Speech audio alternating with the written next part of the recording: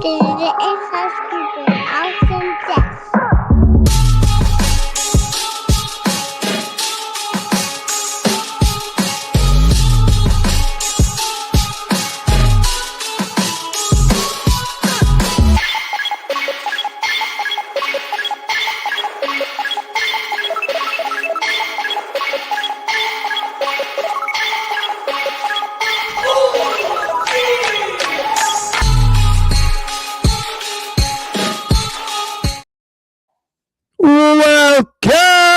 Welcome, everybody, to another episode of Inside Scoop with Alex and Jeff. I am Alex Dingman. I am Jeff Doss. Merry Christmas, and everybody. I am excited to see you all. We have another action-packed, great show for everyone. Going to be a lot of fun, and I hope all our insiders are doing great and staying safe with all the different weather and everything going on, staying warm. And if you guys are joining in, let us know and share and tag someone to join the show live. All right. I'm sharing right now. Is the weather nutty where you are? It's been really windy, a lot of craziness that way, but you know, I walked in the parade yesterday, so that could have been really bad, but it wasn't that bad. And Lando says parade, Christmas parade. Yeah, man. We have a small town Christmas parade that starts down the road. It's about a mile long, and it ends right in front of my dojo right here. So cool. Yeah, so we've done it. I guess I've done it 17 years because since I started at since I opened the business. So yeah. Well, I guess what's the weather like there? It wasn't that bad. It was like 45 degrees, 50 degrees, but it felt like 38. It was kind of crazy. So really cold, windy, but can be manageable. Yeah. 2 weeks ago was when we had the really bad weather and the snow. Like right after when I got back when I left from Toronto, it snowed, and then when I got back, it snowed. And so it was kind of crazy on that end for us, but we're back, normal right now, but still just that wind chill is kind of crazy for us. We're not really used to that. So, yep. Check it out. I want to show you this. So I kind of thought that you might like catch on to like my Christmas sweater. Yeah. Listen, listen, I did 1 week, and it's kind of a crazy time right now. Okay. Every Monday for me is my busiest day. And you're talking about like 2 of these Mondays were when I was like traveling and came back and just went straight to the school. Right. So, I'm still waiting. Like I'm still going to town to like Christmas shop and stuff like that. Like I'm that person. Yeah. Like I'm not out? Like yeah, because you can't get anything on time now if I order online. You're doing it now. Somewhat. Can I show you this was super cool, right? Okay. So you know how like the Christmas pajamas, they're like a thing. Like, are you gonna get the Christmas pajamas, and then can you make sure everybody's got the same size, and this size is sold out, so you can't get that one. Well, yeah, that's because you got a little family. Get it with the freaking pajamas. Like, I'm not 7. I don't wear freaking pajamas anyway. All right. So I went and got the whole family Christmas jerseys. That's pretty sweet. So it looks like a hockey jersey, right? Yeah, so check this out. Cool. It's the Dingman family Christmas, right? It looks like a hockey, but like the logo kind of looks like a soccer logo. Check it. I'm gonna move this a little bit. Oh, geez, don't. Kind of cool. This whole thing doesn't fall. All right, so check this out. I'm gonna turn. I have no idea if you're gonna be able to see this. All right, but then. Yeah, there you go. I like it, Alex. That's cool. Dope.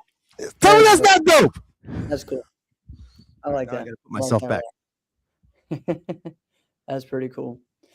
So guys, so that you know what our plan is for today, we're of course going to run down as many of the camps that we have, so that way people know where to go. If you have not made your decision yet, man, this next 2 weeks, there's a lot of cool camps to go to. So get out there and shine. If you guys have a camp that you are doing or attending, share it with the dates and where in the comments. All right. And then also at around 9:30, we're going to invite on the Team USA champs. We got the Wako Pan Am junior team, top 10 USA. The junior boys team is going to join us and share about their year and how the event in Guatemala was. And Heard it was good. forward. So it's pretty cool. Well, yeah, I mean, you talked to Rob today. So Rob Zabilski today, he was very impressed, and he said, well, he was also impressed with the Guatemalans too, just like kind of like the culture that they have there. He goes, man, Oh yeah, see them when they're like really little, like they're amazing. You know what I kind of had this thought, and I wanted to talk to you about this, Jeff. And I go, you ever notice that like a lot of them are just really, really good when they're really young, but few of them are great, like really great, like all-time greats. yeah. Right. And I wonder if it's maybe just like the way that they train, like they're trying to make purple belts black belts, essentially. Yep. So again, that's part of that culture, right? Mhm. It goes back to stuff that we've kind of seen with the NBL days, right? So you look at some of these big schools, because again, NBL was more of a school circuit instead of a team circuit, right? Right. So, and you had a way that, hey, I can bring my whole team to this league to be champions, meaning not just black belts, underbelts, right? So, hey, in our country, it's a big deal to be a SKIL underbelt international champion or whatever, right? So I'm going to build them up to that. And then also they did things in NBL where, hey, you could fight point fighting up, like because they did it just weight classes, not necessarily, and they had continuous. So you had, orange belts doing continuous because it was weight, and they're competing against the best black belts. And guess what? Like you're seeing that continue to grow. Like it doesn't change. That culture is still there, but sometimes they either hold them back, like, all right, because the rule and some of the other leagues right now have this, like, you can stay at each category for 2 years. So beginner for 2 years, intermediate 2 years, red and brown 2 years, then you have to move black. So they're 7 years. Well, some of those people have already been a black belt, or they're just continuing to hold them back when they probably should be moved up and fighting that way, right? But at the same time, you move up to that, you're getting less divisions you can do, because they were doing their underbelt, so what I'm saying is that those kids are really good because of that culture of just let's go, let's go, let's go. Maybe some will burn out by then, maybe some just maybe their focus is the juniors, and then they move on to really awesome other careers, like some of the top junior competitors I know from down there have gone on to be doctors, have gone on to be engineers, have gone on to be great things. Again, I've shared many times with a lot of my top competitors are now, high level, jobs right now, working for the government, doing things like that. So, I think it's learning how to be great at a young age. Maybe we don't see that in our sport, like the longevity on that part, but it leads to other great things as well. Oh yeah, I definitely. It's always a plus. Yeah. I just thought it was an interesting observation, and maybe it's just that, like, okay, let's take the continental U.S. right where we're at. I think the goal is to, like, let's get you to the next level. Let's get you there younger, right? Yeah. Right. So, like, let's have you beat, like, can you be 15 and beat the adults? Yeah. And so it's more of like can we push you up rather than hold you back, right? Right. And like when you're being pushed up, like odds are not in your favor. Like you should lose. Correct. Right. When you go up early, you should get your butt whooped. But maybe by the time you're actually to that age or level, that like you'll be soaring, and maybe that's it, because I had forgotten that, like, yes, there is like you can hold them back age and rank wise, so that now they're kind of like a ringer, essentially. You have some of these guys though that you Like I think about some of the greats in Guatemala, and there's some of the people with the most longevity there is, like a Edgar, like a Andres Garcia, like a Right. Colocho. Those guys are still out opposite there. extremes, though. It's either Yeah. like, hey, Yeah, you I mean, have this Juancho, kid all those guys phenomenon. can still go. Mauricio Valenzuela, all those guys can go. There's a good amount, that still do it. But yeah, you can say they're extremes. So Maybe. I just thought it was interesting that, like, hey, you just don't see that the same. yeah. Will, Here, you dig say this it one more sweater? time. I Will like this one, Will man. missed it earlier. Will missed it earlier. It's It's a team- jersey. It's got my name and number on the back. So it was number 21. Oh, by the way, you know why I picked the number 21? Why? Kevin Garnett, man. He's my Timberwolves are my favorite team of everything. And they just announced the Timberwolves are finally going to retire Kevin Garnett's number. Nice. He's not even retired. They haven't retired the guy's number. It's You funny. believe So that? I don't think my nephew watches the show. So I went today. He's big into cards and baseball cards and basketball cards and everything, right? But so I went looking for stuff today, and I found again his name is Leitner. So he was named. My brother's a huge. You got a Christian Leitner card? Found a rookie Timberwolves Christian Leitner card. Yeah. So, and then of course got him his favorite. He's a Mahomes fan, so I found one of those, and then That I was found back when Christian Leitner looked like Teen Wolf. Remember when he did that? He had those big, huge chops, Yeah. and then let his hair go back when he had the headband. He literally looked like Teen Wolf. Oh yeah, and then when he went to the Hawks, man, he looked crazy. I totally forgotten he was even on the Hawks. I totally forgotten about that. While we're in I knew he basketball, bounced around. bro, I'm so into like old school things right now, and I sent everybody this in the chat. Dude, I found it the other day at Best Buy, the NBA Jam arcade. Yes. And dude, I want that so bad. It's not that expensive. I really was like, should I just get it? But like, where am I going to put it? Where am I going to put it? Just keep it. I should probably just keep it at the dojo and like have. There you go. Thanks, Matt. But dude, they have. You know why I say that though, Jeff? You know why I say like you shouldn't do it? But I might be different. All right. Yeah. I am of the mindset is like no video games in this house. Oh yeah. Oh, I agree. I don't like that either. I know myself, right? If I'll tell you right now, if there was 2K, if I had NBA 2K in this house, if I had Madden, and as soon as this show is over, I'm gonna play it until I fall asleep. Right?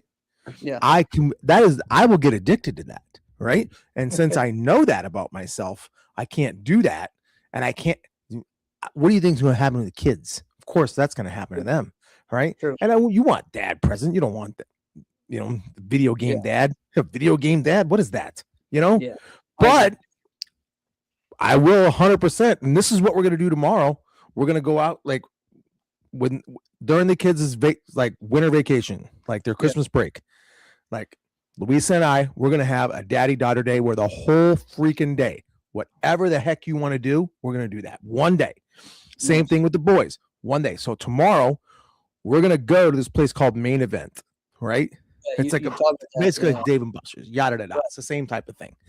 And they're going to have NBA Jam, but it's like with updated rosters. And we're going to play that thing for sure. Yeah. I'll go do that. I'll go spend money on that, rather than have it in my house and have an addiction. I agree. Because that's just it sounds over the top. Like, come on now, but it's real though. I will get addicted. Yeah, that would be cool. All right, so let's go ahead. Hold on, is there anything else? That's a good one, Jonathan. Want to go ahead to do our Christmas presents now? Like I haven't even taken yours out of the UPS box or USPS box. So yeah. All right. Let's go. You go first, and then I'll go, because you have two. You only have one there. I only have one here, yeah. And I'm going to announce what the other one is. All right. I got to open this. Oh, I'm so excited about this. This is awesome. I don't even know actually, all the guys in the fantasy football chat should be in here, too. Oh.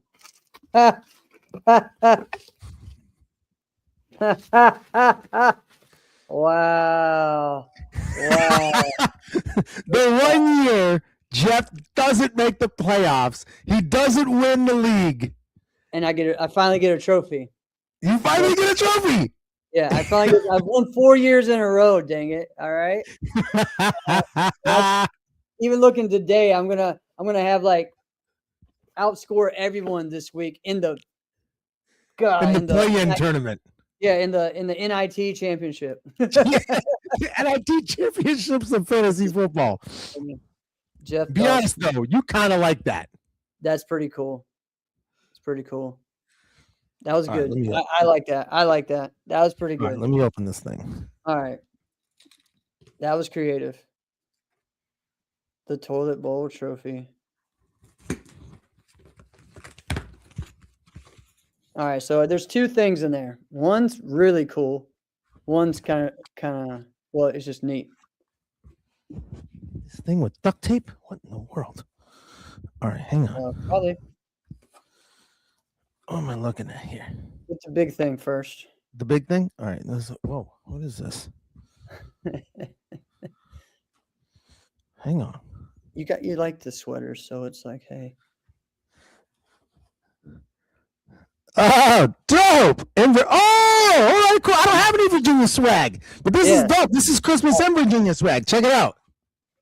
Chilling with my Snobies in Virginia. Yeah. Dude, thank you. I need some Virginia swag. I don't have any.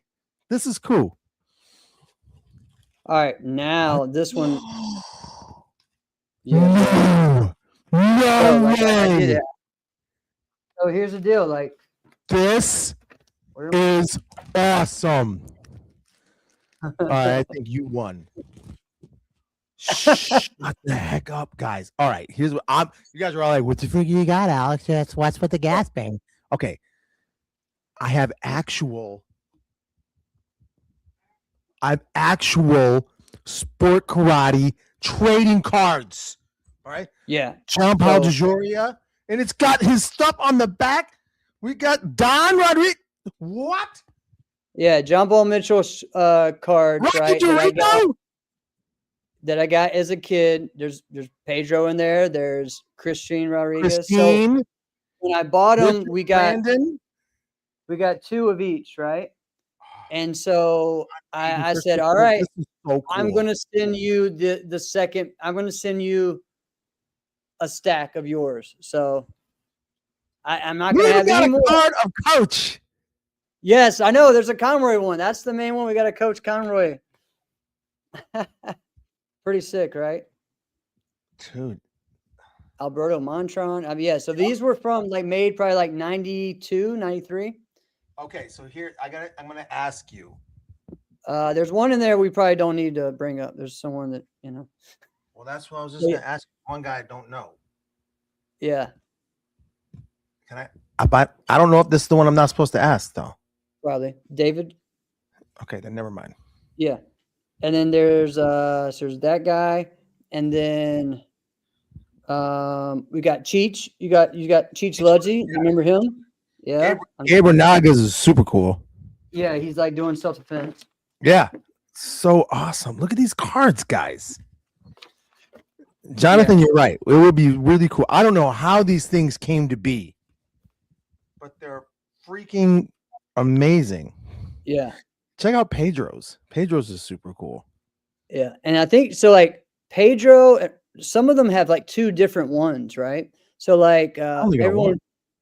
Oh yeah, sorry, my bad. So yeah, there's Steve. You got and some of the people that we think of aren't even on there yet. Like they weren't on the team yet. So, right. Yeah. So some of these are just such 90s poses, right? Like look at Christopher Poltz. Good pose. That's such a 90s pose. 90s is it pose. not? Yeah, that is a 90s pose right there. Good X stance. Good hand up. Good 2 knuckles pointing. Yeah. That is a 90s. Dude, I have taken good care of them. Well, I have. And honestly, like that's I'm looking at these things too. These things are mint. Yeah. I dropped one. I forgot I had until my nephew was looking at all my cards that apparently I still had, like my parents had stored and I found those and I said, hey, this would be a great gift because who else would appreciate them like me, but Alex. So, and I know Chris Walker said he had his. He was trying to find it too. Yeah, he's probably. I was gonna say, yeah, he's probably got them. Yeah, he said that he found his. He knows he has them somewhere, but yeah. I did not have. I did not have any of these. Yeah, this is so cool. It's cool, right? Yeah, I got those in, I think, 94. So probably the first year I went to Ocean State. So yeah. Wow. Pretty cool. I probably didn't know about that. I mean, lot of people I was around, but I didn't know about it. Yeah, because I think 98, 2000 was when you really started like traveling more. So we're 99. Yeah, that's about the time I was out and about. But I would like dip my nose into like AKA or bluegrass, you know? Yep. Like they weren't even around then. So pretty cool. Pretty cool. So yeah. That was freaking cool. All right. And now I'm gonna tell you what the other one is and why you don't have it in person. Okay. Because I had to time it perfectly. All right. So you know me. I like myself some pizza.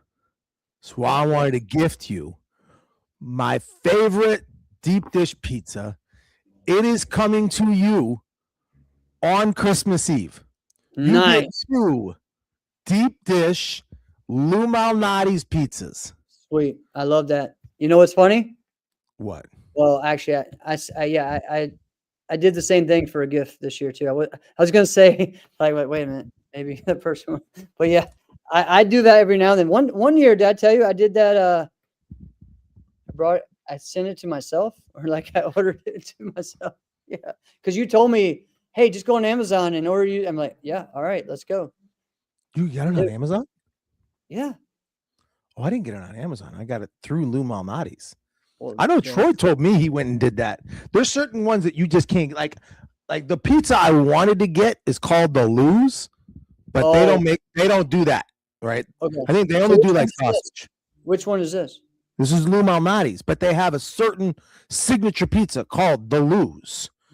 And I don't think it would travel well, right? No. But which one did you get? What I'm saying. Which one did you send? What, the sausage. Oh, there's 2 sausages? Yeah. Nice. Yeah. Yeah. No. Yeah, now here's a cheat code for anybody listening, right? If you want, no, Jonathan's deep dish, not stuff. It is deep. It's like pizza cake, right? Yep. Some of the best. You want to? I don't care if it's thin crust, if it's deep dish, pan, yada da da. Detroit style pizza is fantastic. This combo is fantastic. You can get it with pepperoni or without. It's up to you. It doesn't matter. But you get jardinere and ricotta cheese, right?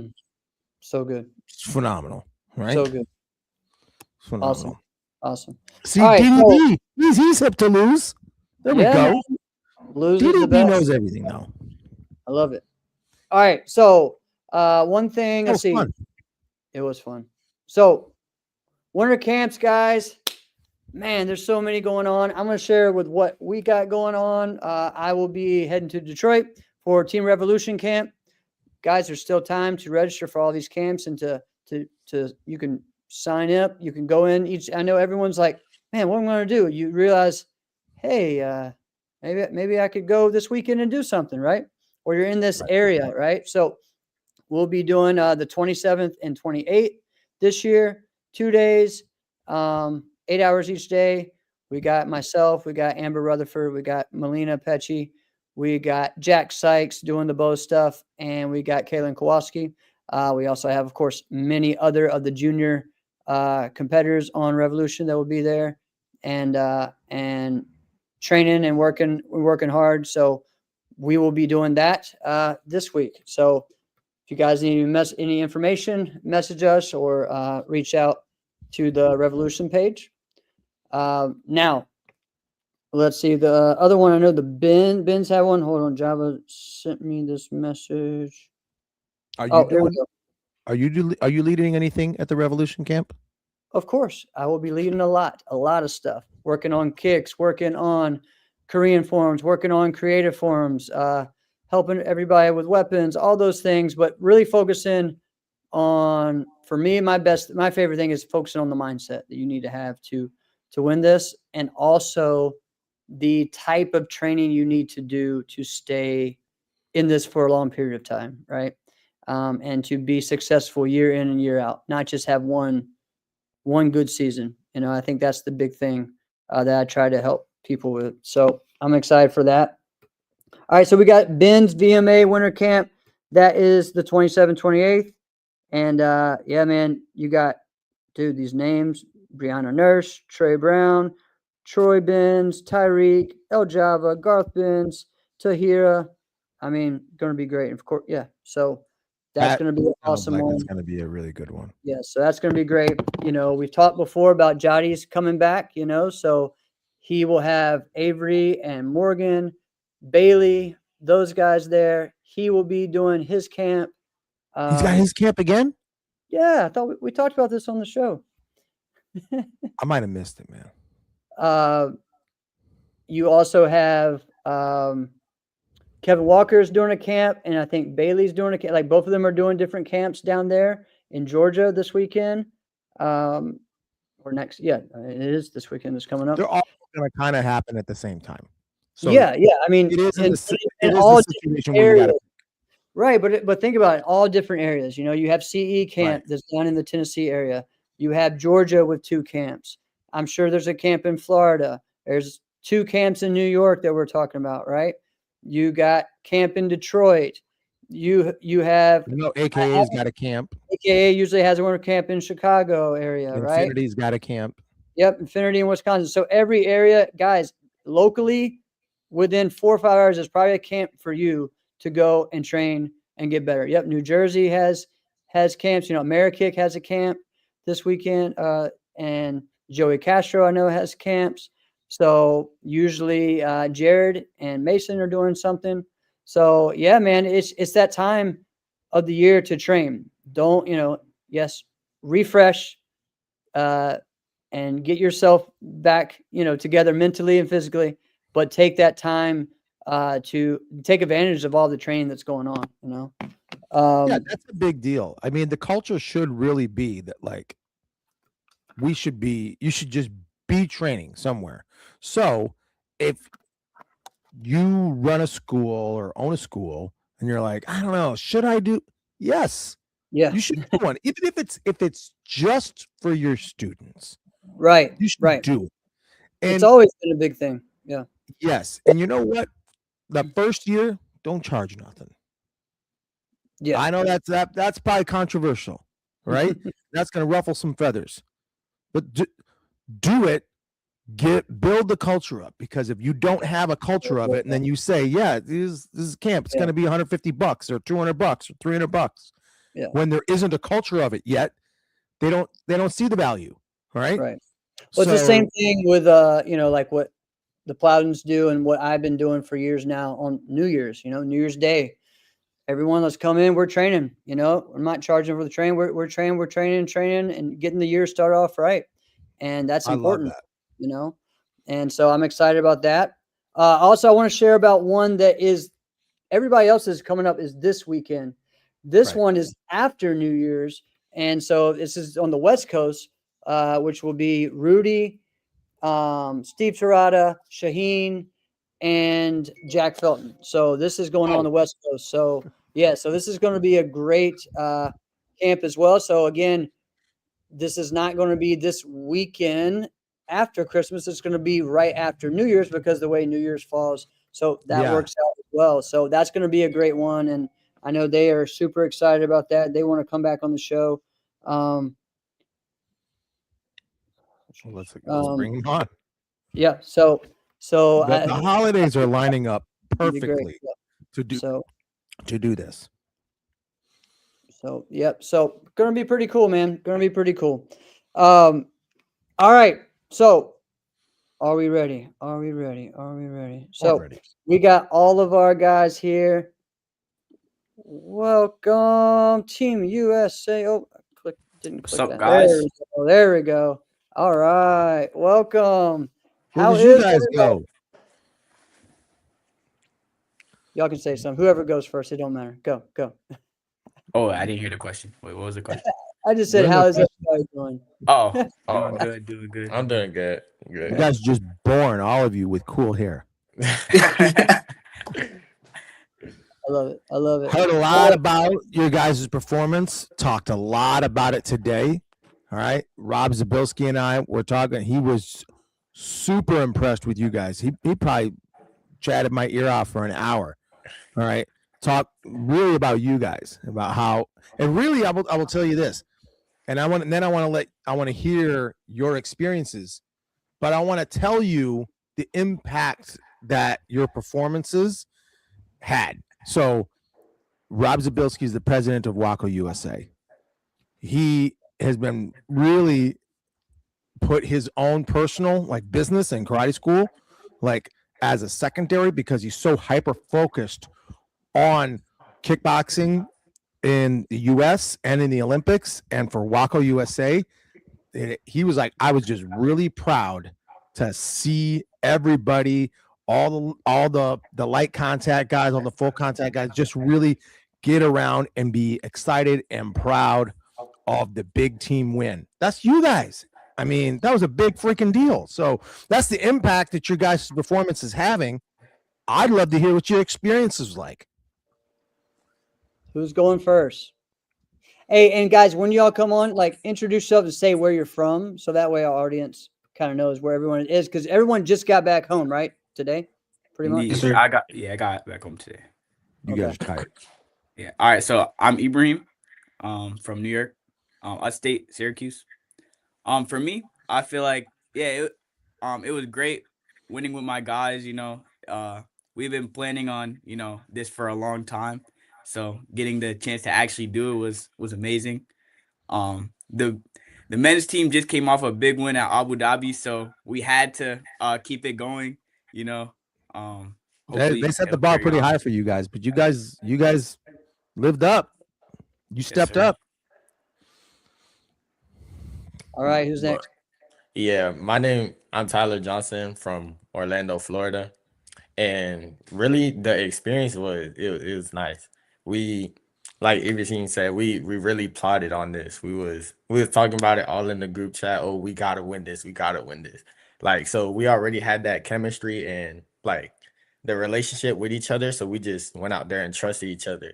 And it's always good to like go and get that new experience outside of NASCA because you get to see the different way that other people fight and all that. So it really was a great experience. And then meeting new people on the team, like the ring fighters, the light contact fighters, kick light fighters, is always nice meeting new people and all that. So it was overall a great experience on my end. It's awesome. All right. My name is Luz Rivera. I'm from Puerto Rico, and it was amazing. Something different, new country, somewhere where at least me personally, would never been at.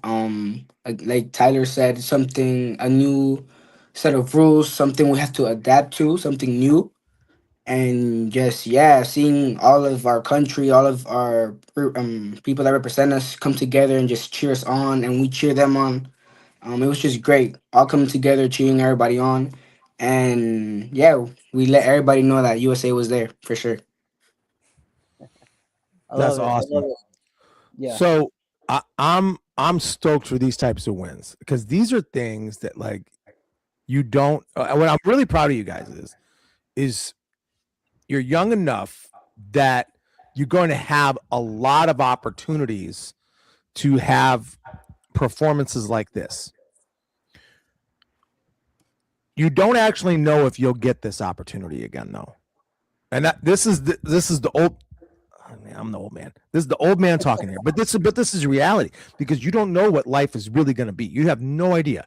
You could get amazing opportunities. You're like, all right, guess I'm living in Sydney, Australia now. All right, who knows what it's going to be? You don't know. All right, like whatever tournament. Jeff and I know this. There's plenty of tournaments that we were like, oh man, I can't wait to win this tournament someday, and it does not exist anymore. All right, can never happen. Little things like that. So the fact that you guys were there and you seized the opportunity and actually won it, like that's a big freaking deal. All right.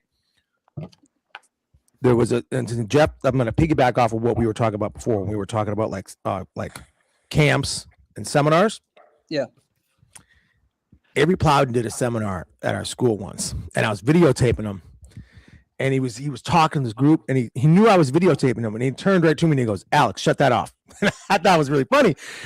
And he talked about a very specific moment, right? And he talked about how there was a moment in a fight that he was having that if he would have lost, no one would have thought less of him because of who he was fighting and the type of stage that he was on and how young he was. And he's like, if I would have lost that, nobody would have said anything bad about me. They still would have praised me. But winning that puts him in a whole nother trajectory, right? And those are the opportunities that you guys got. It's still wild to me that, Ibrahim, to me, you are always 14 years old, right? Yeah.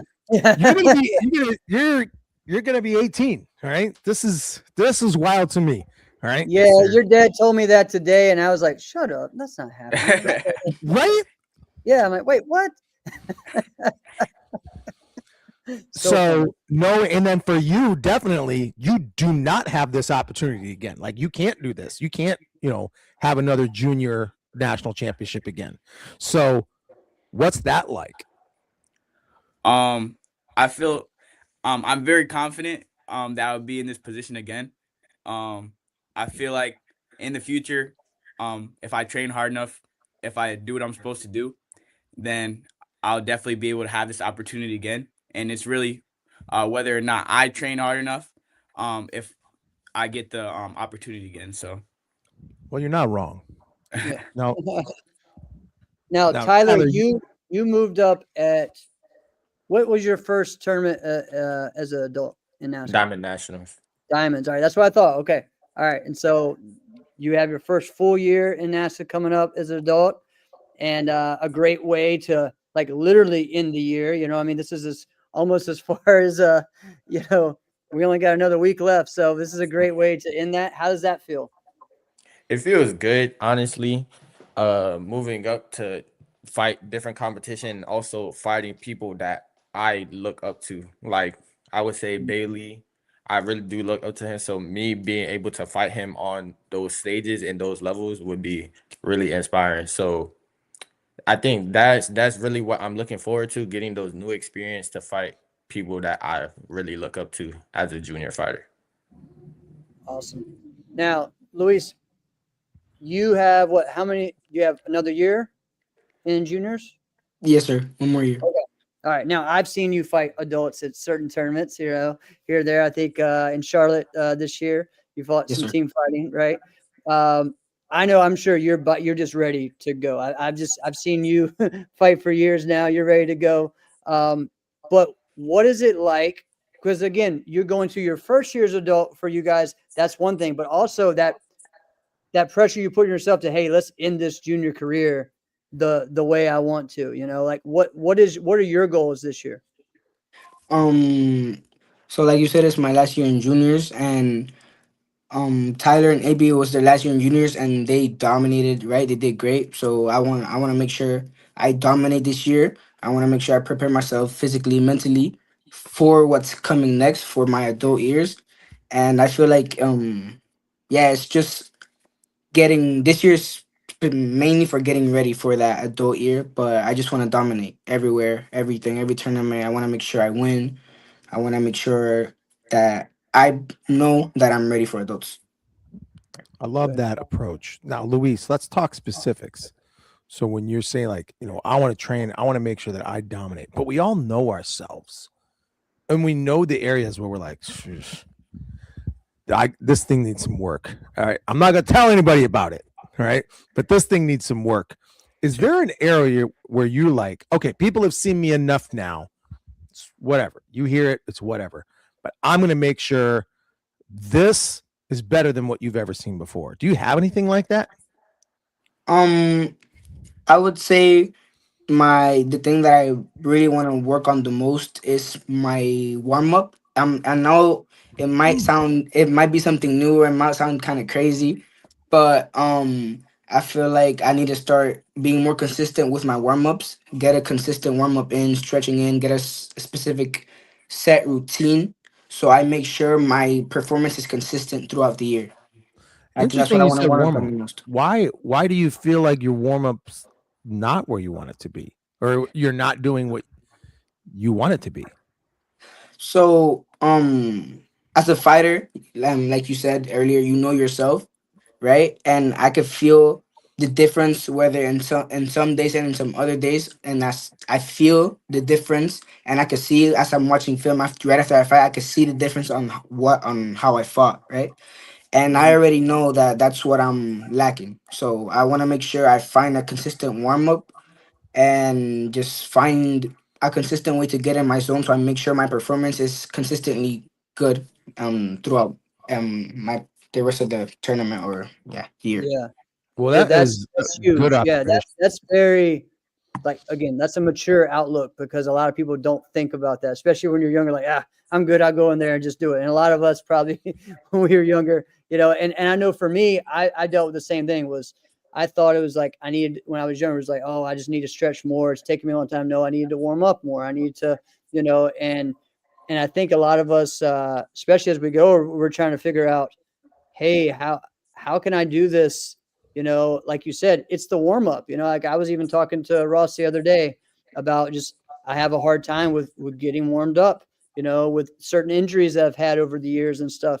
And so, there's so many different things that you can do. So again, I love that you are focusing in on that now instead of waiting and just or it's just oh well let me try to get this skill better, but Yes, sometimes sir. it's not the skills, it's your preparation, right? Yes, sir. Absolutely. Awesome. Well, Ibrahim, that makes me think of like you a little bit here. And look at your dad's chiming in here. Someone everybody always holds with great respect and in high regard. These young men work so hard on and off the mat, the perfect combination of talent, hard work, introspection, and passion. I agree with him. Absolutely. All right. That's it out. Yes, sir. We're gonna talk about you a little bit later too, Java.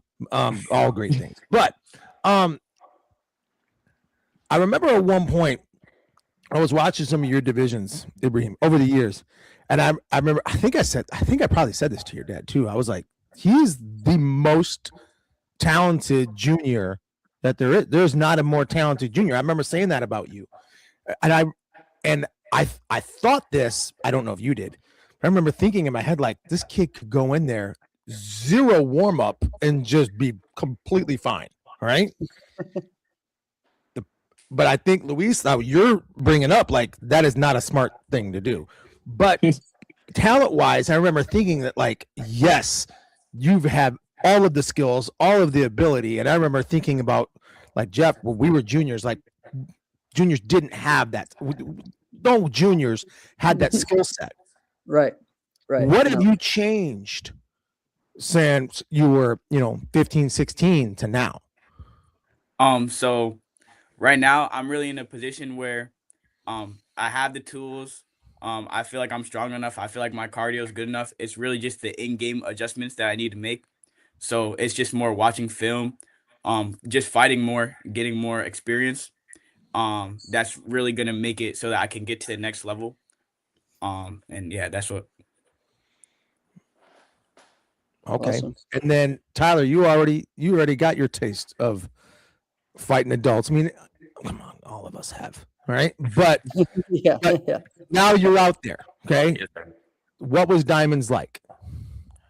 Diamonds, it was a new experience really because uh I did I did fight new people that I didn't know, and then having that experience of fighting them and seeing the ways like different ways I would need a new fighting strategy, it opened my eyes to like a different fighting style, and that's really what it's like. I was a little nervous, and it was kind of like what you were saying earlier about Jody and how if he was to lose, he wouldn't have nothing really to lose, but he'll have everything to gain, and that's really the mentality that I had Yes. going into that tournament. Like if somebody beat you, like it wouldn't like no one's gonna think bad about you. Yeah, It's well, it's your first adult tournament. yeah, that's the mentality I had. Obviously, I didn't want to lose, but I also did remember that like I don't have anything to lose. Right. Leandro's talking about Java. Yeah, Java's not only one of the best coaches out there, but he's an amazing person all around. Definitely. He's also a Definitely. vampire. There's that too. There is that. Yes, Java, you're a vampire, right? Because you look, Um, act, and perform like you're 26. So, guys, share just a couple other things, big moments besides, of course, the team fighting at Pan Am's. Who are some other standouts in the U.S. that came away with some medals and some gold? I know that Pia won her point fighting, right? Yes. Yeah, she spread it like everybody. I'm not gonna lie. Yeah, she killed it. Same thing with Edwin. Mhm. Okay, Jason awesome. also. Yeah, Jason got Jason. dubbed. We had a couple guys in light contact who won gold, including my brother. Low kick, we got a couple gold, bronze medals, silver medals, and then we had couple golds in ring too. Like USA dominated. We had a high number of medals, so we did very well. I think we went out there with like about like 30 to 40 competitors, and we had like 17 gold medals. So Beautiful. That's awesome. Now, guys, are who is able to compete next year at the Worlds? I know, Luis, you will, right? Now, are you guys able to compete in the juniors next year in Worlds, or do you have to move up as well? I'll be able to fight Okay. next year, Junior I'm Worlds. not sure. I'm not sure about me. I would have to ask coach. You, Because it's you what might is it be like? able to. Yeah, I'm Well, not no, sure. actually, no. It's based on what you are at the end of the year, right? Yeah. Mm-hmm. So, got it. So again, so you guys are going to have a similar team for Worlds next year, but not exactly the same, right? So that's Yeah. exciting, right? Of course, to get that into you know, Luis and Ibby, you guys went last time, right?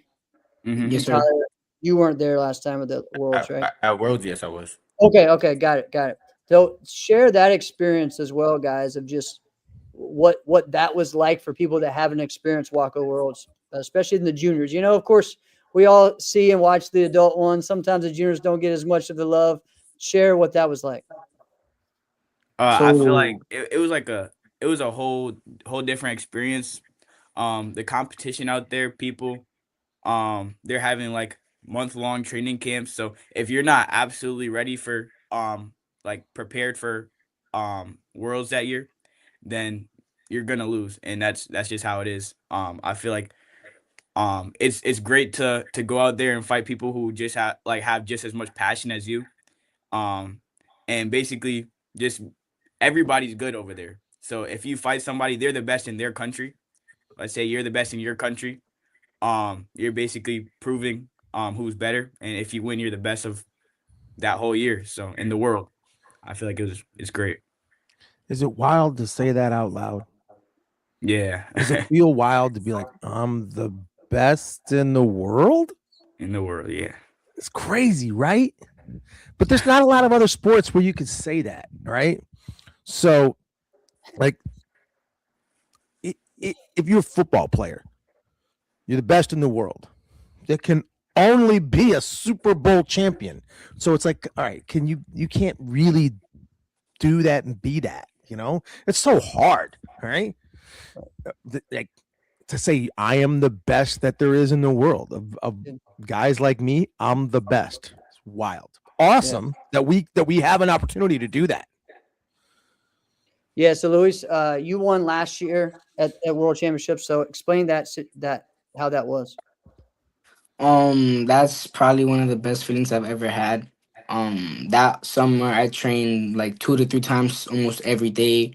I ran in the mornings before like any trainings during the school year. I ran before school, after school. Like I made sure I was ready for that challenge, right? Walking into that tournament was something crazy different. Like so many different countries, so much people. It was also my first international Wako tournament, and so different set of rules, something you really have to adapt to. like outside and inside the ring, like it's super professional, completely different to NASCAR. So it was great. Had a couple tough fights. Ended up going into the final with Xander from USA too. Xander Eddy, Yep. and ended up taking the gold. And yeah, it was great. It was really great.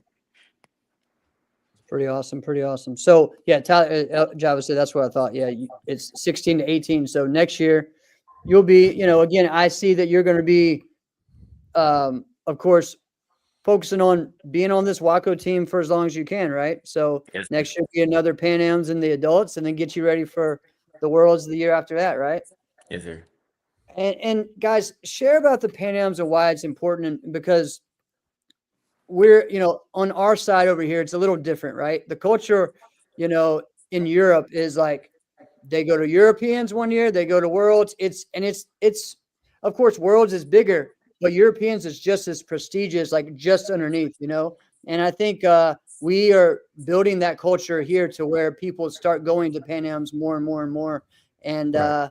I think you guys are helping USA, in that path for Waco. So Tyler, share about that. Just what maybe for people that don't know what Pan Am's is. You know what I mean? I would say Pan Am's is like the step above NASCAR to Worlds. So that would be like your awakening call on how you should fight in Waco compared to how you fight in NASCAR, because it's two different fighting styles that you would have, because some things that will work for you in NASCAR won't work for you in Waco because of the rules and what they like seeing. So I would say, for example, like a body jab, you don't really see that in NASCAR, but in Waco they love that. That's probably their favorite move. Right. So that's really what I would say. Uh, Pan Am's would be your like awakening call for Waco, but really Pan Am's was that's I think that's where you will learn a lot. Does the body Yeah, jab and irritate you? Yes, it was quick. That I was a love that. quick one. Boom. Yes. Now, Heavy, guys, heavy on that one.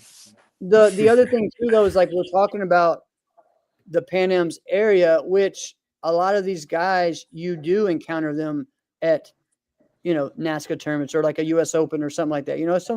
There's a lot of people from Guatemala and Mexico and stuff that do both. So even like the style that you see there, it's similar but different, but it's I think it's still completely different at Worlds because of the the the level Europe, of you know what I State. mean? Yeah, European and that. So Alex and I were talking about just the Guatemalan culture and how good their juniors are and how how tough it is there. We were talking, Ibby, you Specifically grew up, when they're really young. you were a junior, and doing the NBL circuit. And a lot of those guys from Guatemala, that's all they did for years was NBL.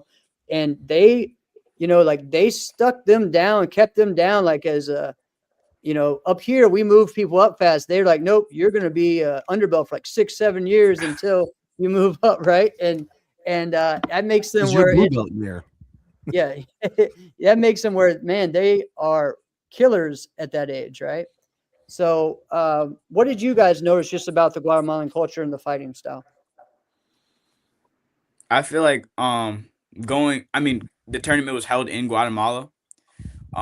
So I feel like they all fight very different. Like depending on what school they're from, they might be moving around a lot.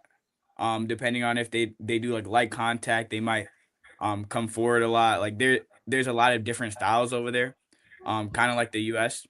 I feel like um our juniors definitely, I would say, have an edge because we get to kind of fight everybody because they come to the US to Yeah, fight us. true. But they're definitely good. Yeah. Why Anybody why else? do you think we have such an edge? I don't I feel disagree. I'm like just curious. yeah, I think it's just because everybody comes to the US for competition. So like just like how like we would go to Europe, a Sure. lot of times people would come here. So we get to see a lot of different styles from all over the place, and we get to pick different stuff from different places. Like for example, if you like watch Enrique, you like the way that he kicks. You can take certain stuff from him, and you watch Bailey, you like his movement. You can study him. So just being able to see all of that and implement it into your own fighting style, really helps you improve.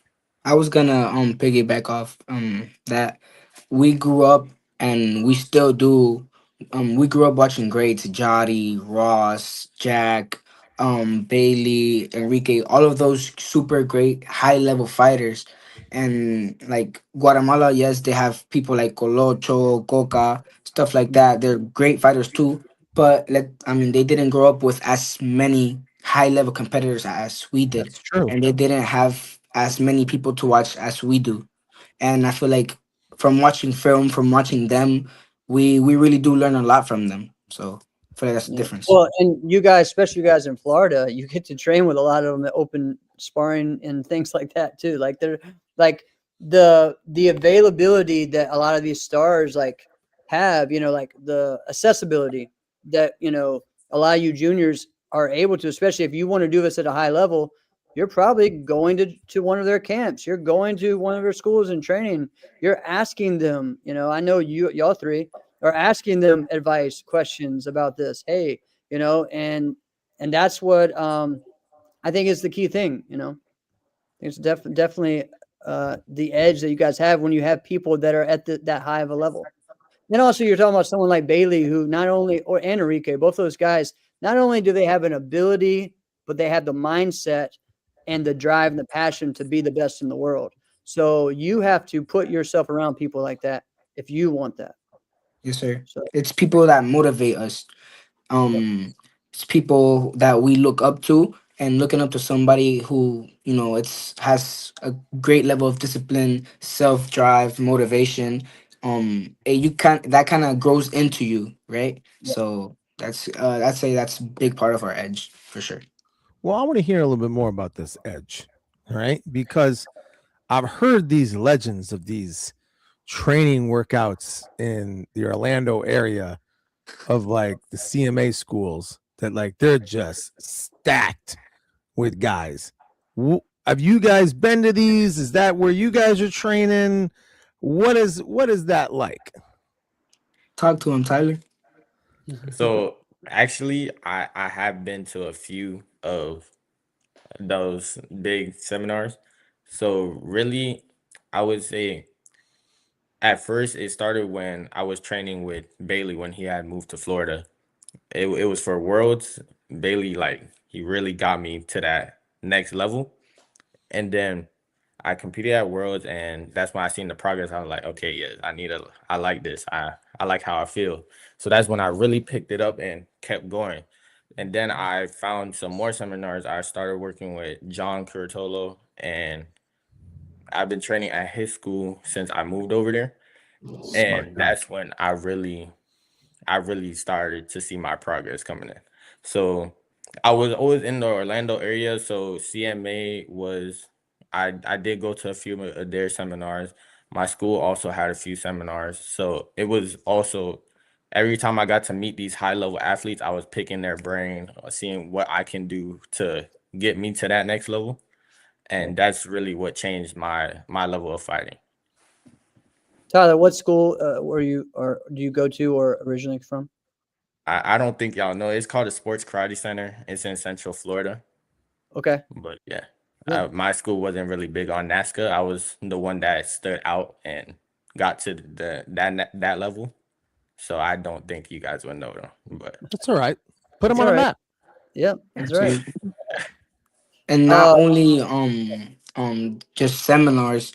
Like maybe if we went to a open CMA open mat, you find fighters like Kevin Walker, Devin Hopper, Bailey, Christian There you go, Rivas. Luis. That's what I was talking about. Like, hey, you find all of those fighters in an open mat, and as a 13-year-old, 14-year-old, 15-year-old kid walking into a dojo and being able to get quality rounds and drills with all these fighters, Brian Rodriguez, all these people in Florida, like it's crazy, right? And not only do you learn from them, you get to fight with them. Like you get to have a taste of what it feels like. So yeah. yeah. And um, we were talking earlier about camps, and all the different camps that are coming up and such. And one of the things that Sean Elliott, if you don't know, Sean Elliott, great coach, a great competitor. He always tells everyone, it's like, you know what? A lot of you guys spend all this money on competing, but you don't spend the same money and time in your training. And so you need to do that just as much as, yes, you need to get out there as much as you can, but are you taking that same focus and that same energy on your training and to get around high level people to do what it takes to be that, instead of just going to a tournament every weekend. Well, some of those weekends you need to be training, So, Absolutely. so I love that.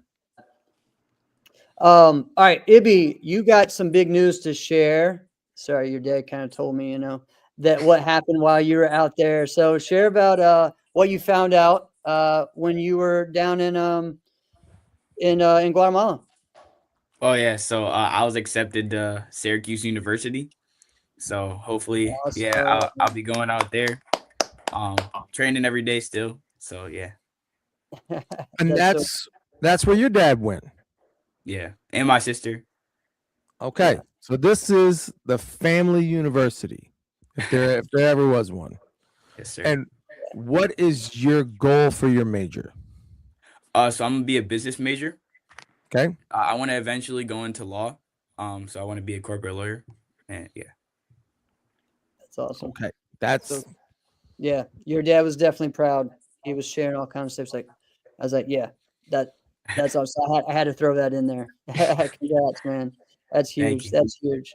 Now, guys, what is your first tournaments that you're going to be doing? And let's, we kind of shared a little bit with your goals, but what's something that you'd like to see improvement on this year? All right, this coming year, Yes. I'll be moving into adults. AKA will be my first tournament. That's the plan. what weight I class you mean, gonna fight? yeah, I want to start the year off strong. I know that I'm just getting into the division, so I want to make a name for myself. Hopefully win an overall this year. There you go. Um, Now, yeah, what weight class are you going to be in? I'm not really sure yet. I'm still yeah, figuring it out, but probably around like I'm definitely a lightweight though. So Maybe in a month, you We could. we didn't can- mistake you for a light middleweight. I'm sorry. But All okay, right. so you're gonna be on the lighter side. So probably like light or super light somewhere in there, maybe. No, a little heavier. Like So I'll be maybe like like light middle. welter. I'll be around middle. Yeah. Okay. So maybe like the 150s. Yeah, around there, yeah. Okay, cool. That's good. Tyler, what weight do you fight? At Diamonds I fought 160s. So I think I'll be in the You were same. in the welters. Yeah, I'll be in the same division next year. Okay, cool. So those are pretty stacked divisions. Yeah, I'm But- ready for it. Good. All right. And so when you go into those, it's the same type of thing. Everyone, like, people at this point, people know you. Like, Yes, you're sir. not. If you're surprising someone, if someone's like, "Who the heck's that guy?"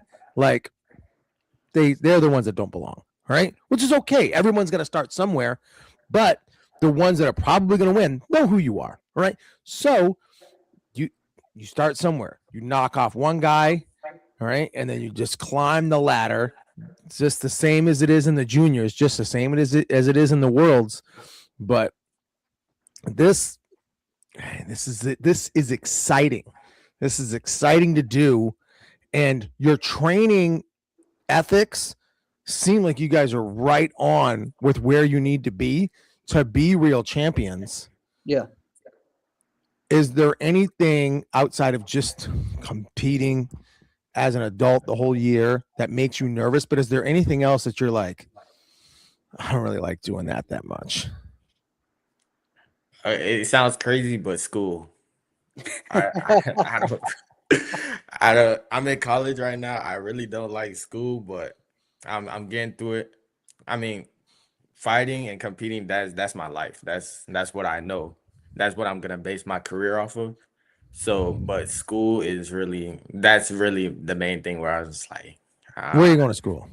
I go to school. I go to HBCU called Bethune Cookman in Daytona Beach. Okay.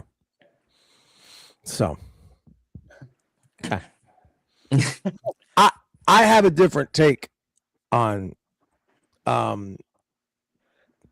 extra education. I don't personally think it's something that everyone has to do. Now, if you want to be a corporate lawyer, I'm sorry, you have to do that. You Yeah. have to. There's no way around that. Right. Right. So if you took 2-3 years to figure out what it is that you actually wanted to do that rather than spend $50, $60, $70,000. I don't know. That's just me. How about you, Luis? What's up with you? What we got going on? So my two guys here left me alone, right? They're moving up to adults. So that's what I get for being the youngest one. But I definitely want to travel a little bit more outside of NASCA, get a little bit of new experiences, new taste, meet new people, fight new people. And other than that, just I feel like this is the year where a junior or a fighter improves the most and their mentality changes before going into adults. So I think just maturing on the mental side for of a fighter and as a person before going into adults and mentalizing myself before going into adults, I think that's what I really want to focus on. Luis, who do you train with the most? So I have a twin brother, and that's who I train with the most because I have a dojo in my house. So me and him are training consistently almost every day. But other than my brother, I would say Christian Rivas. Okay. Okay. This is making more sense now because in my mind I'm like, you have like the mental maturity in this game is if you're like 24, right? Like it's to me, I'm like, this is not making sense how mentally like mature you are in this, but now that's Yeah. making a bit of sense. Okay, I like that. Yeah, you're hearing stories, from Christian, and honestly, like things that you're saying.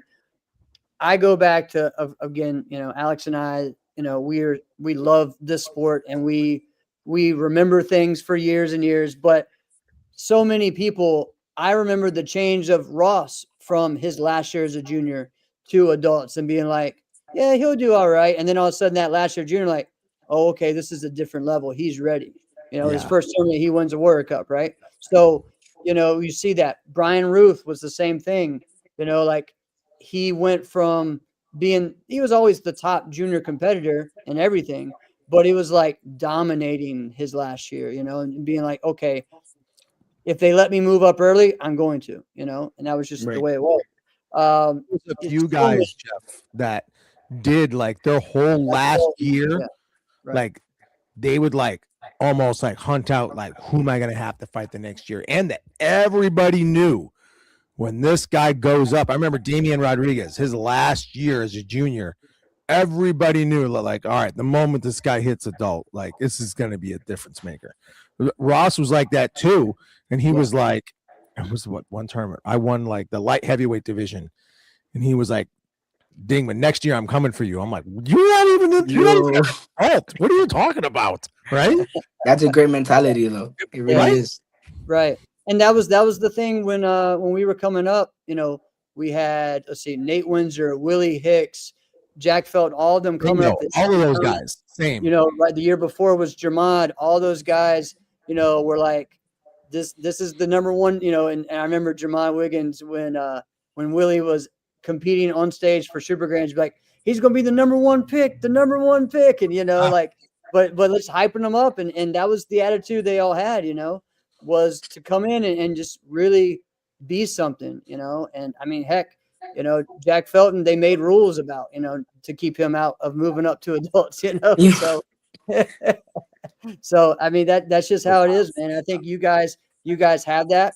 What Java said, like, yes, you got these two guys moving up, but you got other juniors. So next year you'll be team fighting with, what Malachi moves up to that age group now. Who else will be in that group with you? So I'll be fighting. I'm pretty sure Malachi is still in the 12 to 14 open weight. Oh, right. But I will be fighting a lot more with Jameer. Jameer moves up to 16, 17. I'm pretty sure, and he will be in. He's been in my in 15 through 17 open weight. He's also our teammate from Top 20 Team USA. Juniors, we have Traden McAdams. He moves up to my open weight too. Oh, that Um, kid. then we got my brother. My brother's also he stays in my division, and I think that's about it. Like that I could think of right now. Yeah. Awesome. Trading is Good full of stuff. talent as well. That guy's Yeah, he is good. He is definitely good, talented. Complete Um, martial artist for sure. oh yeah, definitely. All right, guys. So we'll see everyone. Do we say everyone? AKA, is that what everyone said? Pretty much. Yes, sir. All right, awesome. And you guys, I know you guys will be at some type of camp this weekend or training or whatnot. I mean, I'm yeah. some What's training going to you be guys, like for you guys over the next week or so? some point you guys got to rest a little bit. So like take the day, but get yourself back to work. Tomorrow or something. Keep going. What is training like for you guys over the next week? I feel like me personally, I feel like training should be consistent regardless if there's a tournament, if there's no tournament, if it's after or before a tournament, season, no season. I feel like training should be consistent and it varies out throughout the week. Sometimes you might just go on a run. Sometimes you could go hit some weights. Sometimes you do drills and rounds. Sometimes you just do rounds. So it really depends on the day, but I feel like if you have it scheduled out or you have it planned throughout the week, I feel like that's the best option. So I think it just depends on the week. I can dig it. Yeah. Ibby, what will So you be doing? We'll be going to you're gonna be at Ben's yeah, I'll camp. be at the Ben's winter camp for the week, and I also have a seminar coming up at the end of this month, like the second and third for the MA Tour winter camp. That's So right. That's right. I saw that. That's awesome. Dope. yes, sir. It's gonna be really cool. Tyler, what about you, man? Really, training is just gonna be the same. I'm gonna still go hard, every day, and just get ready for AK. And that's really my main goal right now. Is getting ready for AK, making my name, and yeah. So love nothing it. really is gonna change. I love it. I love it. Luis, you mentioned something. I want to ask you this because you mentioned that you wanted to do a few other tournaments other Yes, than sir. NASCA. Did you have any in mind that you were like, I really want to try and do this one? Absolutely, sir. So I starting off the year and I was thinking of going to Aztecas, which is the biggest tournament hosted in Mexico. Everybody, like a lot of people from Latin America, go to that tournament. And like we were talking about earlier, the level of junior fighters in Latin America is pretty high up. So a little taste of something different. Then obviously we got Wako World, so that's in Italy. And for right now, that those two are the main ones, and let's see what we could do throughout the year. Awesome. So, guys, Waco Nationals is going to be what? Colorado, right? Yes, sir. I'm pretty Okay. sure. Awesome. So that's going to be, that's going to bring some different challenges, different people just from the local area, and of course, everyone that's ready to go out there and make the team. So that's going to be huge. Going to be huge. Yeah. Java was telling about the seminar. Awesome. And yeah, Jesolo, Italy, right? So it's going to Yes, be exciting. sir. Worlds is gonna be amazing next year. Hmm. Just a little Italy. That's got to be northern, though, right? Do you know where that is, Jeff?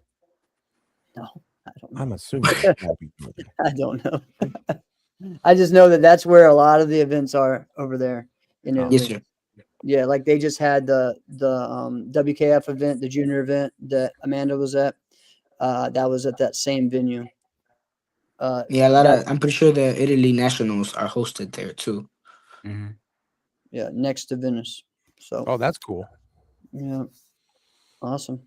All right, guys. So have a Merry Christmas, Happy Holiday, all the different things going on, and congratulations on being the champs, and let's congrats on all your accomplishments this year. In martial arts, but also school and all your other things. And we're excited to see you guys in 2026. Absolutely. You guys have a great one. I Yes, thanks for appreciate that. y'all for having us on the show. Yes, sir. Thank you guys for the opportunity. Well, Yes, let's sir. not Keep make going. this a one-time thing. Go That's win some right. more things and then Yes, come Yes, back. sir. Absolutely. Awesome. We'll see you guys soon. Yes, sir. So, man, Well, we're that was great kids, man. I know, great kids, great young men, and Yeah. it's been cool the past 2 weeks being able to share, with these young champions. I'm excited about that. And you know what? I think again, like what we've shown the past 2 weeks is that the future's bright, man. We got a lot of not just we've been through it where we know we had some talented people, but were they driven? And we've seen that where people, and we've talked about before so many times on the show of like people that are like, man, this is the best junior I've ever seen. But did they really want it? You know what I mean? Or were they just naturally talented? Like, no, these kids, and we'll still say kids until we we're old. We can call everybody kid. So Yeah. we're gonna they are driven. They have that passion. They have that drive. They're looking up to the right people. They're putting themselves around the right people, and they're listening. They're all very coachable. So that's what it takes. But there's a balancing act with that too. So if you remember, I like to say this often on the show because I still think it's freaking nutty that it's the truth that you had 10 years without a freaking karate school. Yes. You know? Yeah. So take that example as an example. You Right. didn't have all those opportunities that you could just always be doing something and training with this high level person and that, like at all hours of it. Like you didn't. So Right. the opportunities that like you had to really make the most of it. I remember Yeah. when we had Mike Welch on. Mike Welch talked about how he had no coach, Correct. nothing, right?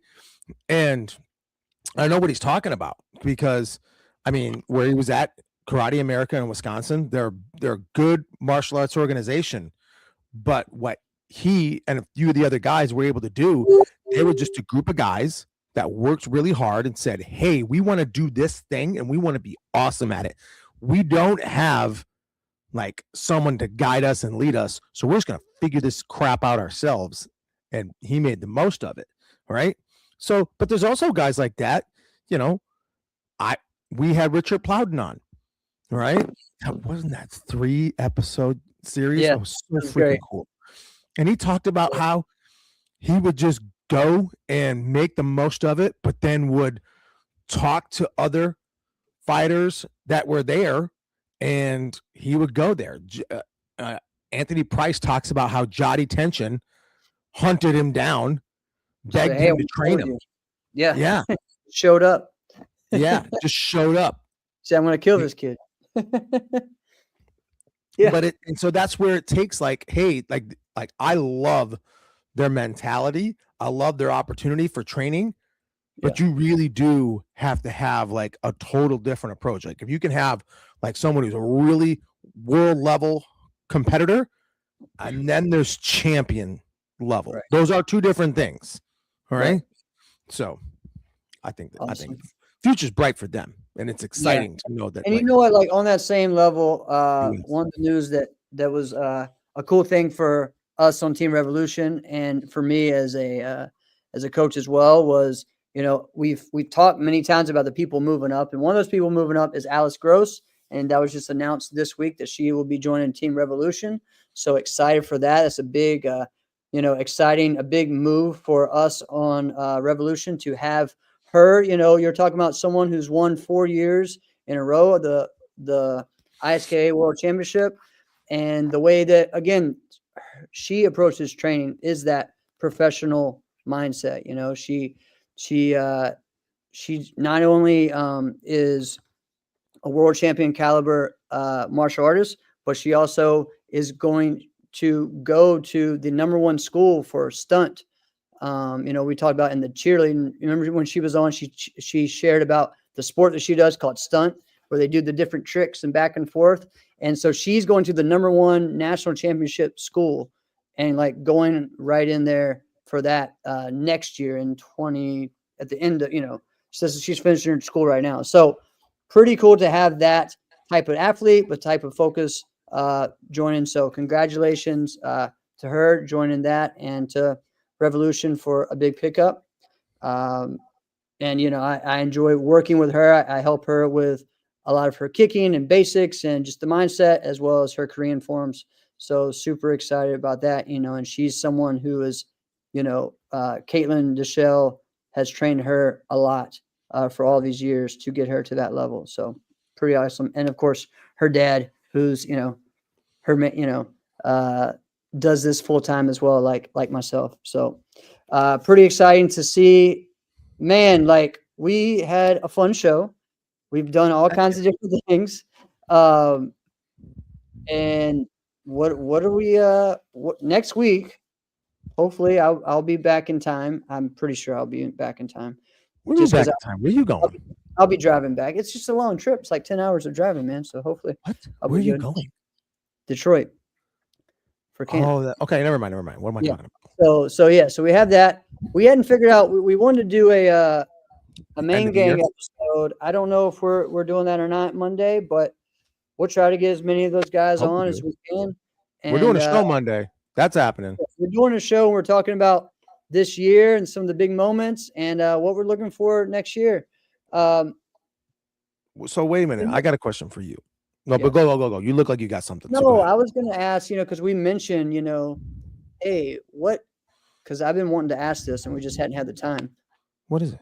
What are some tournaments, like we talked about, what are those tournaments that you never competed at?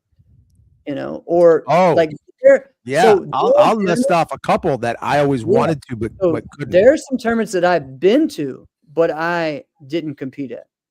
One of those is Infinity Nationals. I have never competed at Infinity Nationals. I've been there 3 times. I've helped run the tournament. I helped set up the tournament. And this year, why didn't you compete?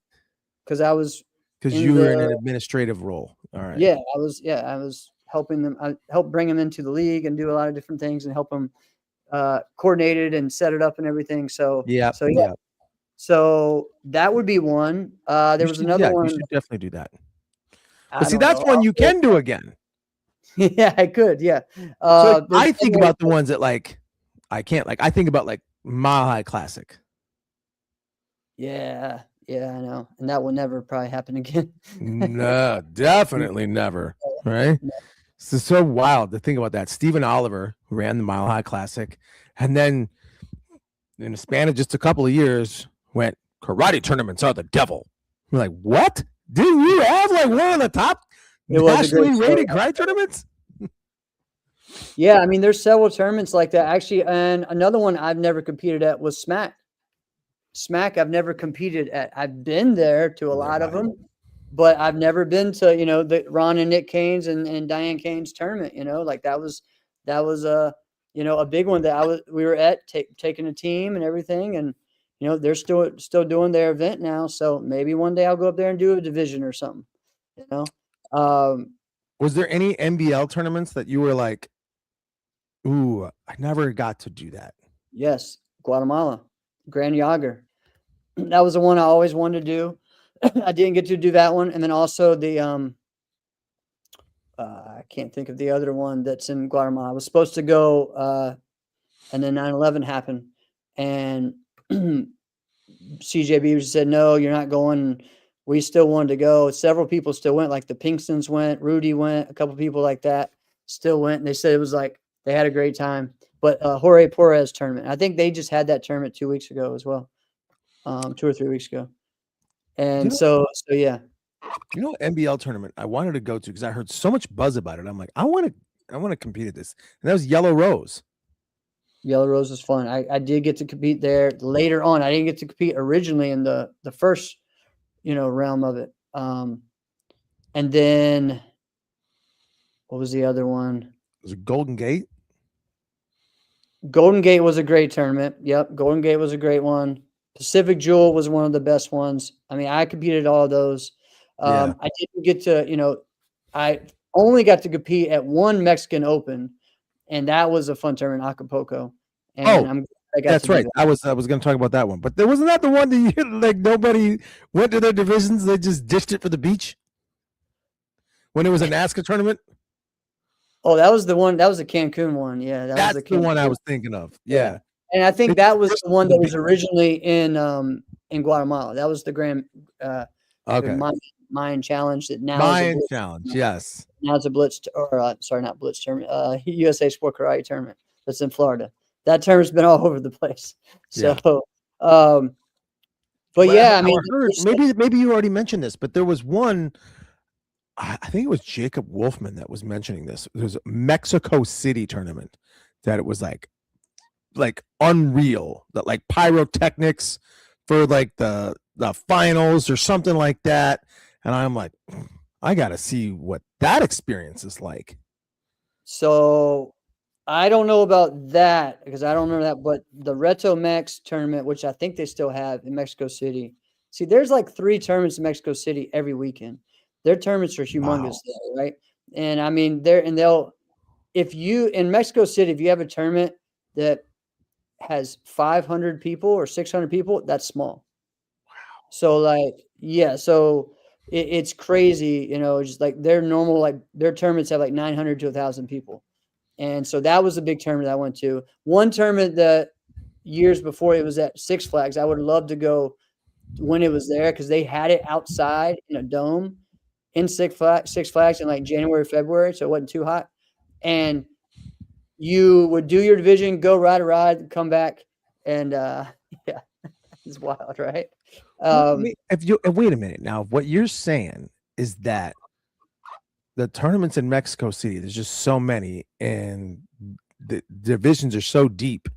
Yeah. Maybe that should be like the next thing, rather than hoping to get to somewhere in Eastern Europe. Yeah, I agree. And the thing is, the level hasn't gone down. They're continuing to grow, in every aspect. So yeah, I would say definitely, especially for a fighter, go down to Mexico City. Give it a few shots. Okay. Yeah. So well, and that's the other things I will say that like the Point Fighter Cup in Italy, like that one is legit. And going back to tournaments that you don't get another opportunity at because it's gone. The Open Austrian Classic. Yeah. That is no more. Oh, Austrian Classic. Yeah. So if there are tournaments like that you're like, man, I really want to go, but nah, not this year. You don't know what life is like. No, I mean, I wish in 2001 I would have gone to French Open. Like that was what I wanted to do, and just didn't work. I went to Austria instead, which I don't regret. But like I would have loved to go into both. Now of them. there's no French Open. Yeah. That only lasts. And if Jeff Doss is saying, "Hey, go," because you might not get another opportunity. You've had all the opportunities, and you are saying like, "Listen, I wish I could have that again. That would have been a great opportunity." For me, it's Wako. It's definitely that, and I really wish I would have because again, like I said, I just kept saying, "Oh, I'll do it one day." I'll do it one day. I'll do it one day when I can. And then now apparently I'm too old to do it. So they don't let me compete in the division which I still feel like I can compete with those guys. So, and I would love to. But rules are rules. So I never thought that would happen at that point. So, and same thing with WKC. I haven't done that. So I need to take advantage of those things. That is still that's the one that's crazy to me, that you've never done WKC. Yeah, I mean, I did WKA, which was the original one, and then I said, all right, I won that, and let me go, Again, for me, it was that I won a lot of those other things I wanted to win fast. Yeah. And NBL Super Grands took me longer. So my whole focus was I'm just going to focus in on that. So some of those years where a lot of those big things happened for people that were my age, like Steve Tirada and those guys, and in that realm, I kind of missed that a little bit, and that's okay because I kind of had my next run from that 2009 till now. So, Yep. but which is cool. But All right, man. where if What you we- think about it, like if you were to just say like there's no Hall of Fame for sport karate, right? Not really. No. But let's just say if there were, you've really kind of had like 3 separate Hall of Fame sport karate careers, I guess. like because your time as a junior, people still talk about, all right? Your time as a junior, all right? Yeah. I do, all right? Yeah. Your time early on as an adult, all right? And then, like you said, 2009 to now, all right? Right. Right. Yeah. Yeah. That's true. Wild to think about it that way, but it's pretty cool. It's kinda wild. Yeah, it is pretty wild. Yeah, I would say like that 2009 to 2015, 16 maybe. And then, and then it would be 2022 to now so yeah. Pretty sweet. Pretty sweet. I'm blessed, man. So, All right. What are your um, plans for Christmas Eve, yes, Christmas? yeah, What are you guys Christmas, doing? And man, birthday? I have no idea. It is all over the place right now. But I know And we're going for to have those of you insiders that don't know or have forgotten, Jeff's birthday is on Christmas. So that's why I said end birthday. Yes, it is. It is. So we will, I think we're meeting in the middle of the day with my parents, and we're going to have some oyster stew. And if you don't know, That was going to be my question. What are you guys going to eat?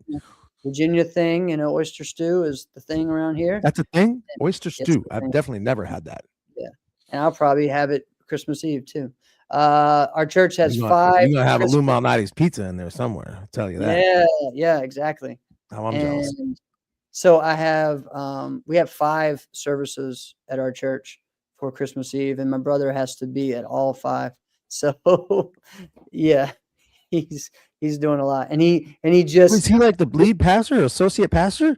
he's like the head worship leader. Yeah, He's a Yes. so he ain't leaving. yeah, and he did he led the Christmas cantata Sunday, and then had to come do the parade to watch, his son in the parade with me, and then go to 2 different rehearsals because he's got 2 different bands to play with. So yeah, it's wild. Whoa. This time of year and Easter is like so What hard. does he play? What instrument? He does keyboard, piano, but he's the lead singer. He creates, the set list, everything, the organization of how everything goes, plays, but he's also involved in making sure. Yeah, I mean, he kind of does everything. So Do you have like the musical talent that like Cord does? I do not, man. I do not. Now, him and I can harmonize well with him underneath him when we do that, but we haven't really done that ever. So, but but I love music. Like I'm the person that knows a lot about, obviously, like I watched, documentaries and I researched and everything like that. And if you were from our generation, you grew up watching Behind the Music. And 100%. me, I watched every single one. That's the thing. People are like, wait, what's that? Dude, why didn't you have Cord make you like a musical form?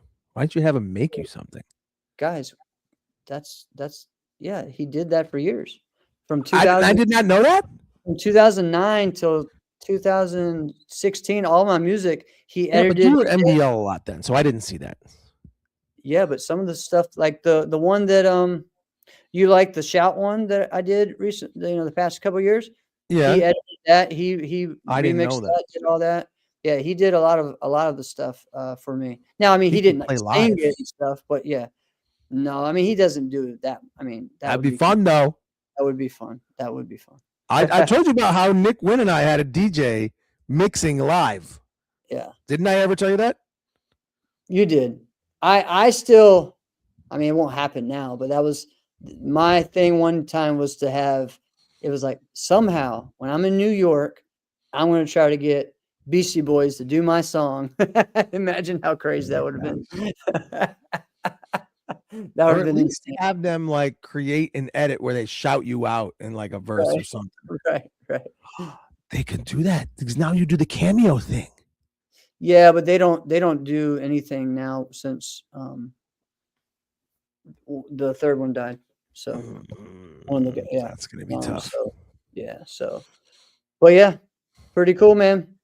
All right, how about you for Christmas? You got So, okay, I kind of on board. My was wife's afraid kind. to ask. No. This is a good one. My wife's kind of on board now. That's still the coolest. You know, you love that, right? I do. And I'm gonna love the pizza because I almost forgot what it was, what my other gift was, and I was like, oh yeah, pizza. I love it. So, my wife is one of 7, right? Mhm. Lindsay's one of so family traditions are a big deal because they're not just traditions. They're like, hey, we need to have this, structured because we have a small army here. We need lots of structure. So they're already, everybody knows it's going to be yada da da and dee da da dee. So their traditions are a pretty big deal. But finally on board that like, no. We have our own family traditions, not your family, not my family, our family. This is what we do. So on Christmas, I can see no one. We're not going nowhere. All right. We might call someone. That's it. Right.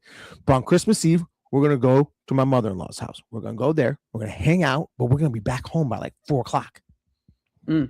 How cool is that? That is cool. That's so cool. Right. I'm in the stage of life. I've mentioned this a few times where I'm trying to throw stuff away and I'm trying to get home as early as possible. So I did a lot of that this weekend, throwing stuff away. I did that today, throwing some things doesn't it away. make you feel good? Oh, it's so great. Yeah. Dude, Yeah. I'm gonna get my guy Jose again. He's gonna come over with his big trailer, and I'm gonna be like, "Hey, Jose, just come down here. See all this stuff? Gone. The couches, Alex, gone. Gone. I love So we're gonna do that, but then, so that thing is like, what are we gonna eat? Right? It's not gonna be oyster stew. I'm gonna tell you that. Right? So I'm predicting we're gonna have sushi. Right? Oh man. I know. Who am I talking to? No, that's what I really want this week, and I don't. Well, why can't you just do it? Well, I know I'm going to try to. I have to get on the road too, so it's like trying to figure out because I have some things that I want to have when I'm in Detroit too. Okay, so Kyle turned me on to the sweet potato cheesecake. They have sweet potato pie cheesecake. What? There's a place up there, and then they also have a banana pudding cheesecake. Two of That the best sounds things better than sweet potato pie cheesecake. Two of the best things I've ever had ever. Are you serious? Yeah, amazing. No. But there's also this deli down there in Detroit that I've been seeing on Instagram, and they have these like corned beef sandwiches that are like this thick of meat, and I'm sitting there like, how is that even? How I just want to go and see, and they also do it like they make egg rolls like that, and just filled with it, and it looks pretty good. Yo, Yeah. someone I can't remember who said it earlier in the chat, but for real though, Detroit style pizza, Yeah, that is pretty freaking amazing. it But looks good. I know what I'm doing. All right, we're gonna have a charcuterie board at the very minimum. I don't know if I told you about how overboard I went last year. Yeah, you did. So I started thinking about it like, all right, Alex, what are we gonna do? If you could only have 5 cured Italian meats. All right, I'm gonna help everybody out. All right, because I started thinking about it. Like, you gotta know, like, what's your top 5? If you could only do 5, I'm gonna help everyone out. Number 1, with a bullet, this should be everyone's number 1. It is prosciutto. All right. Yeah, I agree. Boom. If you can only get 1, that's what you get. Number 2, capicola, otherwise known as gabagool, but it's capicola. You can get a hot, like spicy one, doesn't matter, right? You get that. Number 3, you get soppressata. All right, that's what you get. All right. Number 4, what would I do if it was 4? Probably a hard salami. Hard salami would be good. All right. I agree. And then, gosh, what would I do if I could only do 5? If I could only do 5, I think I'd probably do another soppressata, and I'd do a hot one because I think a soppressata is so good. If you get a home and you get a nice soppressata, you get a hot one. It's like a totally different meat. So that's what I would do. Oh man, so good. And then the cheeses. Well, yeah, I'm excited for this already. Yeah, that's what we're gonna do. I love it. I love it. Food just like I just keep eating and keep eating. So it's going to be a long drive with all that food in my belly. But When are you? You keep saying this. When are you going? Why are you driving? I don't know. I don't plan well for this camp every year. All right. I'm thinking, oh, what? Also, like, because it's like right after Christmas, and I need to get on the road. Get on a Like, train. sometimes- If you really can't fly, Oh, get on a train. I looked this up, and I wouldn't They're get more there. expensive, aren't they? Yeah, it's more expensive, but it's also like I'd be on the train for 24 hours. I'd be there. It's like, no, I'm not doing that. I looked that up Well, too. how long are you driving? 10 hours. Ugh. Yeah. All right. So no train, but yeah, I get it. I would do the train. I'm fine with that, but You I don't would, have the time. I would actually miss the first day. Yeah. So Okay. So when are you leaving to go there? sometimes Friday. All right. So you're okay. But then you got to leave to come back when? Sunday? Yeah, Sunday. I may actually leave Monday morning just so that way I'm not too. I've done it before where I've left right after the camp, and I'm like, like one year I had everybody do 1,000 kicks, and I did them with them, and yeah, and then I tried to drive after that, and it was rough, boy. Yeah. Your body, you just It put your was body rough. through all that stress, and then now you're just going to sit down for an Exactly. extended period of time. Oh my gosh. I have done that before. It does suck. Yeah. Yeah. Better to just get up at like 5, 6 a.m. and then go. Yeah. But what are you gonna do? So it's not Canelo that would bad. probably You enjoy just that gotta too. figure out when you're gonna eat all that food that you're talking about. Canelo and I, enjoy hanging out, so we'll probably take advantage of that. That'll be fun. All right, are we ready? We're ready. Merry We're having Christmas, a great time. everybody. I'm excited. Merry Happy- Christmas. Yeah, And we so will- wait, whoa, before we go, I thought this was so funny. I saw this comic. I have no idea what his name was. It was the funniest thing. And this guy, I wanted to tell you so bad because that was the funniest thing I ever seen. And this guy was like, sometimes people say Merry Christmas, other times people say Happy Holidays. I want to tell you, this past Christmas, I didn't give out one Merry Christmas. Instead, I said, may the birth of the one and only true God, Jesus Christ, bestow a blessing upon you and your family to the belittlement of every other false god. And I about died laughing. I thought that was the funniest thing I ever heard in my life. Oh, man. That's funny. That is fun. All right. This has been another episode of Inside Scoop with Alex and Jeff. I'm Alex Dingman. I'm Jeff Doss. See y'all.